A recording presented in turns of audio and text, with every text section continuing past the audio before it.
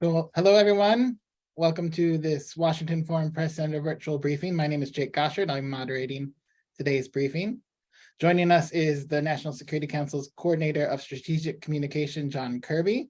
A quick reminder of the ground rules today. The briefing is on the record.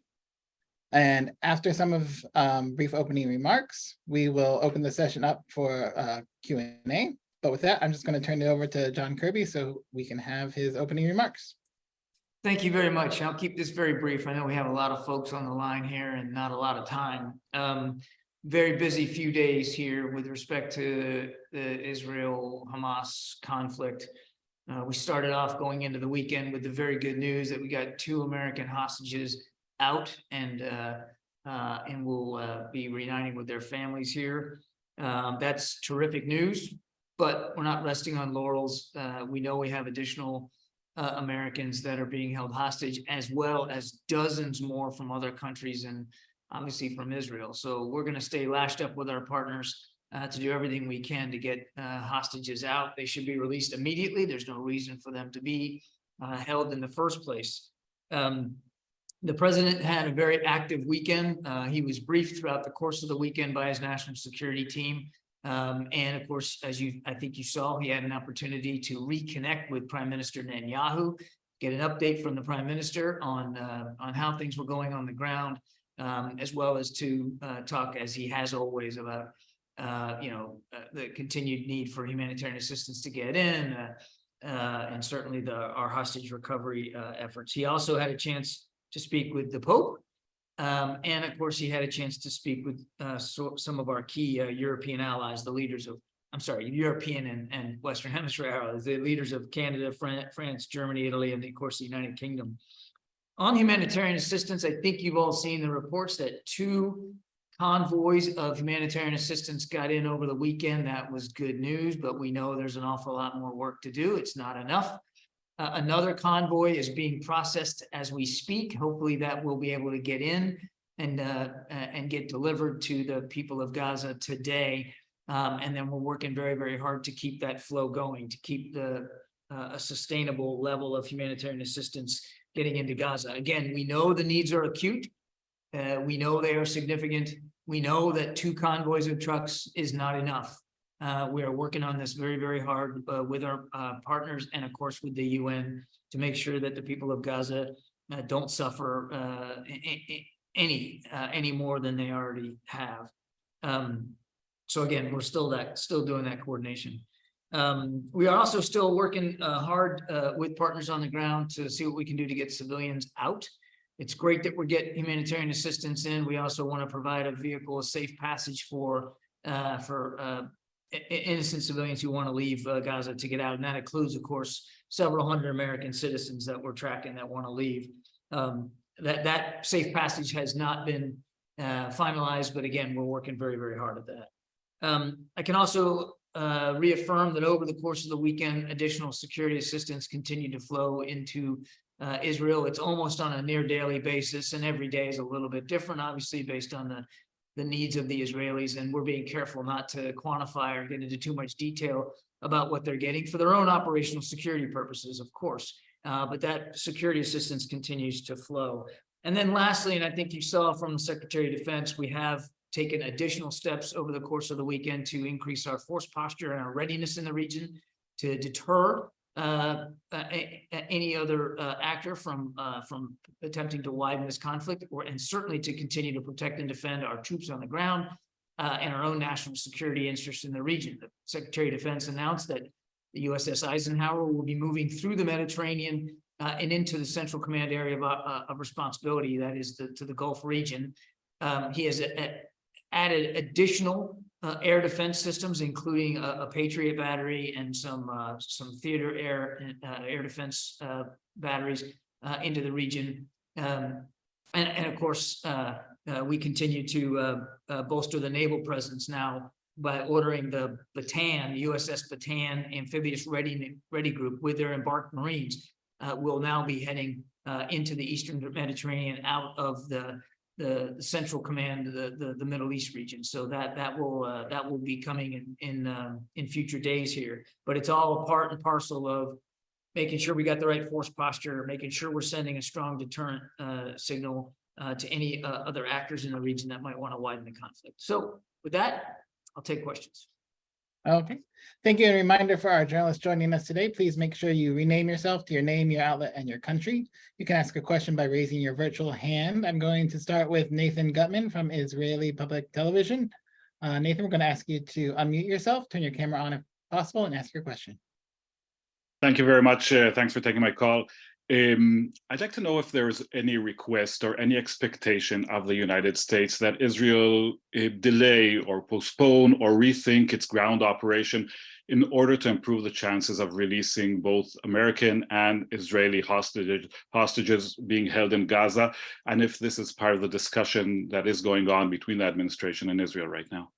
Yeah, you're no doubt reacting to or asking questions based on some press reporting that's out there. Look, I would just tell you that from the very beginning, in the early hours of this conflict, we have been in touch with our Israeli counterparts, as we would anyway, but certainly in light of the conflict and the violence that Hamas visited upon the Israeli people, we were in early touch with our Israeli counterparts and trying to get a sense from them. And the president did this too when we went to Tel Aviv last week, trying to get a sense from them about their intentions, their strategy, their aims, trying to get a sense of their answers to the tough questions that any military needs to ask itself before it conducts any major operations.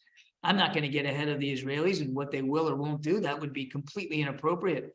But of course, we are talking to them about all the kinds of consequences, second and third order effects that come from making decisions on the battlefield and what that means. And we'll continue to do that. But, and this is an important but, the Israeli Defense Forces, they will make the decisions. They and their political leadership will make the decisions about what they do, when they do it, and how they do it. But obviously, we're curious as to understand as best we can the how and the aims and the strategy that they're putting into the effort. And that will, those conversations will absolutely continue. Okay, next we will move on to Amr Hassan Saeed from Al Jazeera. Amr, if I'm pronouncing that correctly, please unmute yourself, turn your camera on if you can, and ask your question. Yes, hello, my name is Amr Hassan, and thank you so much for taking my question. I would like to ask John Kirby about this. The Council on Foreign Relations accused the Biden administration of being complicit in a genocide that is committed right now in Gaza. How do you prove that the 5,000 so far killed in Gaza and more than 15,000 injured, along with 40,000 displaced, were Hamas militants? So let me just start. I've not seen the Council on Foreign Relations statement, so I'll have my staff go take a look at that. But let me just make it crystal clear. The number of appropriate civilian casualties in this or any other conflict is zero. We don't want to see any innocent lives hurt. We don't want to see any innocent people injured or cast from their homes. Of course, we don't want to see any civilian casualties. And that's one of the reasons why we have continued to work very closely with our Israeli counterparts about talking to them about their aims, their strategy, their intentions, the manner in which they are conducting operations. And again, those conversations will absolutely continue. One of the things that separates Israel and the United States, vital democracies, from groups like Hamas is that we actually do make every attempt to abide by the laws of war. And we actually do try to minimize civilian casualties. And Hamas, on the other hand, because they're nothing but a terrorist group, they're certainly not a responsible governing power, they could care less about the laws of war, and they could care less about the people of Gaza, using them as human shields, tunneling under their homes, headquartering themselves in hospitals and schools, encouraging them to stay home right there in northern Gaza, and putting them literally in harm's way because they don't care. That's the big difference between Israel and the United States and groups like Hamas. So there's a big difference in approach here. Okay, next we're going to go to Johanna Roth from Zeit Online in Germany. Johanna, if you can unmute yourself. Thank you. I would like to ask, you emphasized that the IDF is making their own decisions. Nonetheless, could you give us an estimate on the probability that a ground offensive won't happen for quite a while, with negotiations taking place regarding the hostages? And how would you explain that it seems like it is postponed on a day-to-day basis? Maybe you could speak to that a little. Thank you. I'm afraid I can't, ma'am. Those are questions that only the Israeli Defense Forces can answer. I will not speak for their military operations, and I'm certainly not going to speak for any potential military operations. As far as I know, they have not announced any particular intention on any particular timeline, and I think it's important that we respect their operational security. So I'm afraid I'm not going to be able to help you out with that. Next, we'll go to Mariana Sanchez from BBC News. Mariana, please unmute yourself and turn your camera on if possible.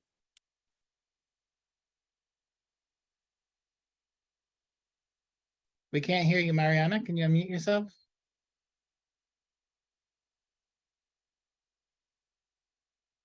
I still can't hear you, Mariana. We'll come back to you.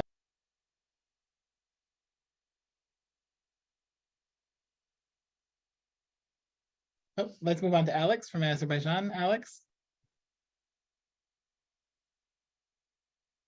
Hey, Jake, thank you so much for doing this. And Admiral, thanks for your time.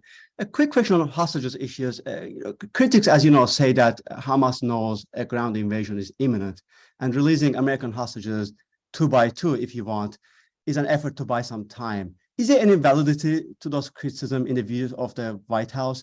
And secondly, if you have any assessment that shows a threat from Iran is evolving. And finally, slightly unrelated but important news of the day, does the White House have any reaction to Iran hosting 5-nation meeting today on Armenia, Azerbaijan, which includes also obviously Russian and Turkish foreign ministers? Thanks so much.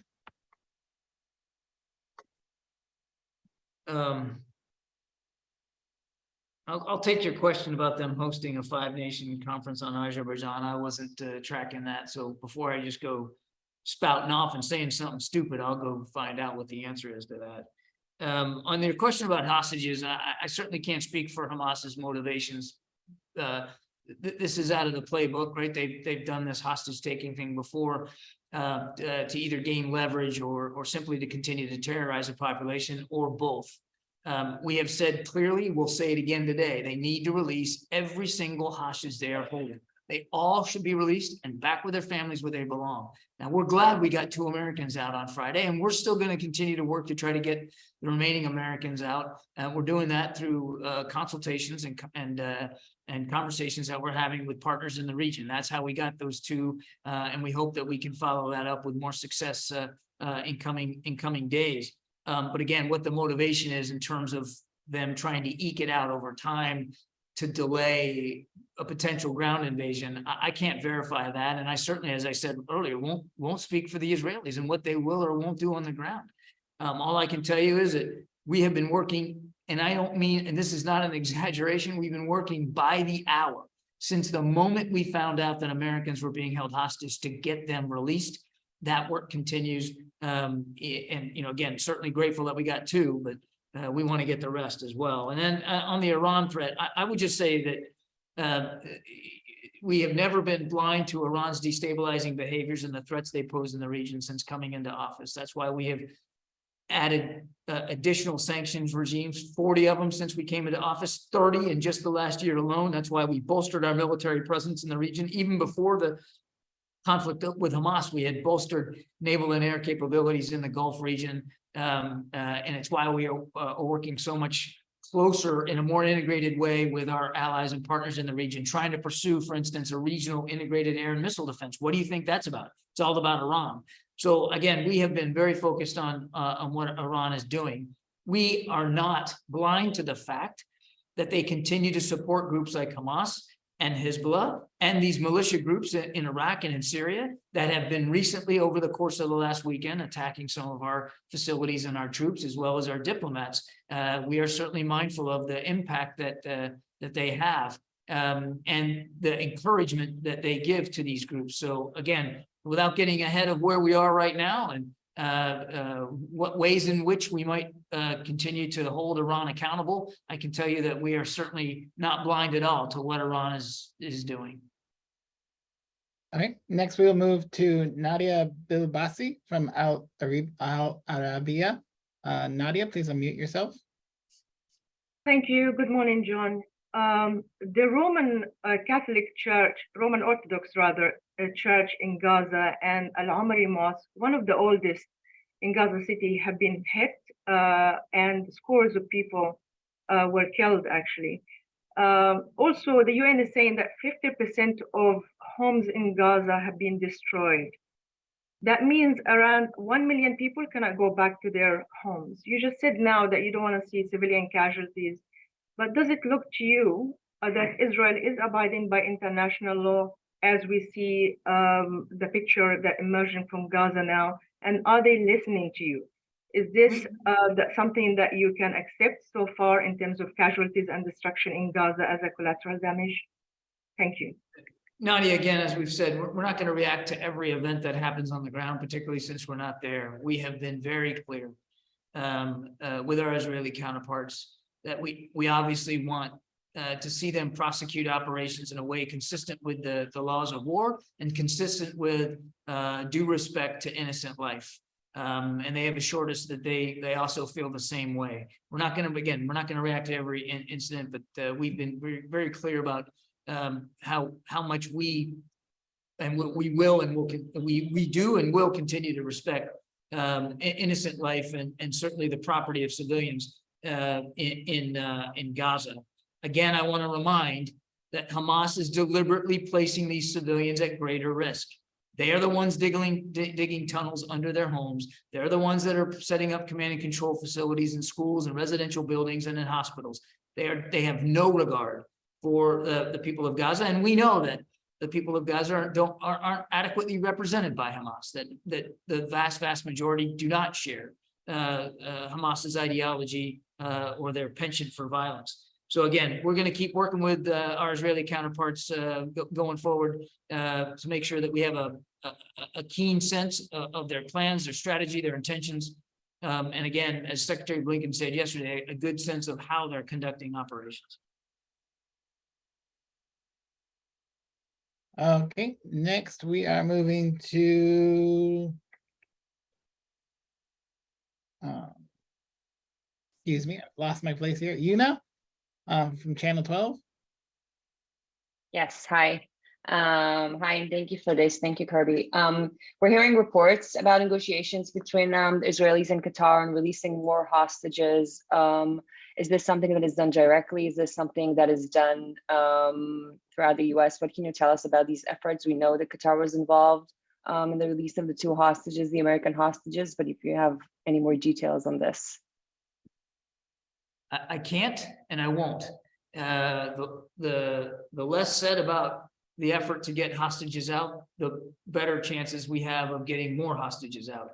And I think everybody can understand that that these are sensitive discussions, and I would be loath to put anything into the public domain that could make it harder for us to do this going forward. So all I can tell you is that we continue to consult and have conversation with partners in the region to try to get more hostages out, and that work continues. Even as we're speaking here, I know for a fact that work continues. And next we'll go to Sarah Canals from Spain. Sarah, please unmute yourself. Hello. Yes, thanks for this briefing. Are you listening to me? Yes. Yes. I can hear you. Thank you so much. I just wanted to follow up on the potential imminent ground invasion. First of all, you mentioned that you're talking to Israel about all sorts of consequences. If you could tell us exactly what are these consequences, and also what kind of feedback are you getting from the Israeli government? Look, broadly speaking, whenever you conduct a major military operation, and again, I'm going to say this at the risk of being redundant with you, I'm not going to speculate about what the Israelis will or won't do. That is for them and only them to speak to. But whenever you conduct major military operations, you have to consider what we call branches and sequels. In other words, you've got a plan, and you have to think about the possibility that circumstances beyond your control will alter your planning, will force you to readjust. That's called branches and sequels. That branches are other alternatives to conduct operations that maybe not be consistent with the original plan. And a sequel is, you know, thinking about the day after and the day after and the day after. In other words, what comes next and next and next.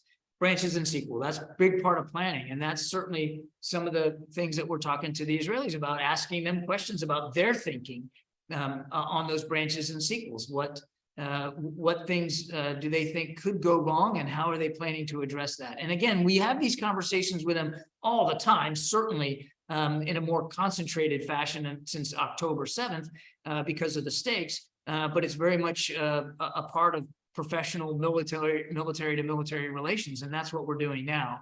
As for what those specific branches and sequels are, again, I'm not going to talk about Israeli planning for operations. That would be grossly inappropriate for us to do here from the White House. This is really for the IDF to think about and to talk about only when they're prepared to talk about it. So I think I need to leave it there. And next we'll move to Hiba Nasser from Asharq. Hiba, if you can unmute yourself. Yes, thanks, Jake. Thank you, John, for doing this. The Israeli, John, are saying that Hamas is using civilians as a human shield, and they are using hospitals and schools. You said many times yet that you don't want to see civilian casualties.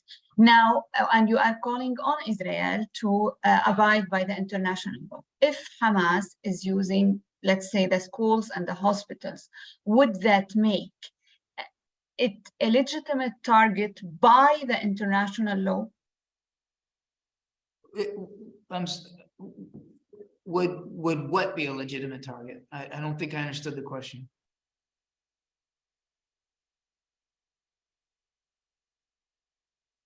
Are you there?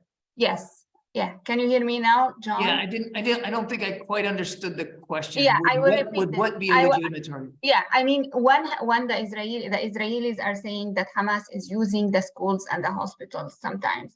So if this, I mean, I'm not on the ground, but the question is, would this make it a legitimate target by international law? If Hamas is using, we know that civilians are there, are at the schools, are at the hospitals. What's your position here? It depends. I'm not an international lawyer here, so I'm going to be careful. But a lot depends on the potential for civilian casualties as to whether you make that decision to go after a target or not. Something can be a legitimate target, but the law of war and respect for innocent civilian life may dictate not taking an action. So it's a hypothetical question that I'm ill prepared to answer, since I'm obviously not making the targeting decisions. But just speaking from my own military experience and what I've seen us do, I mean, there were many times in Iraq and Afghanistan where, you know, we knew terrorists and the Taliban, you know, were sheltering in occupied residential buildings or mosques, or using innocent civilians as human shields, and we made the decision not to target because, you know, you want to be respectful of human life. So it's very situationally dependent, and it does matter on that calculus of whether or not a given strike is going to, the potential for that strike to cause civilian casualties. Again, what separates us from Hamas is we actually make, and I mean we and Israel, we try not to do that. And I wish I could tell you all, I really wish I could tell you all that there are not going to be any more civilian casualties in this conflict, but I don't think I can. And I think it would be irresponsible for me to avoid saying that there could be additional civilian casualties here. I you know, war is unpredictable, and you can, again, I speak from experience. You try hard, you make every effort, you scour the intelligence, you do everything you can to minimize, and yet still in the conduct of operations, it happens. It's regrettable, and It's sickening, but it does happen. And I think what separates us from Hamas is that we make that effort. We try. They're not even, for them, it's not even a consideration. They don't care. They don't care about the people of Gaza. They simply care about killing Israelis. They just want Israel not to exist. And they're happy to use the people in Gaza as human shields to try to protect themselves in their operations. I think that's the best I can do on that. And I believe that's all the time we have today. I don't know if you have any last thoughts you wanted to share with the group, sir?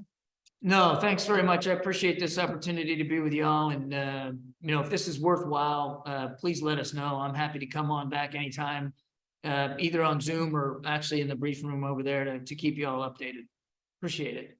Thank you so much. We love having you here. So that will end today's briefing. Thank you all. Look for the transcript coming soon. Thank you.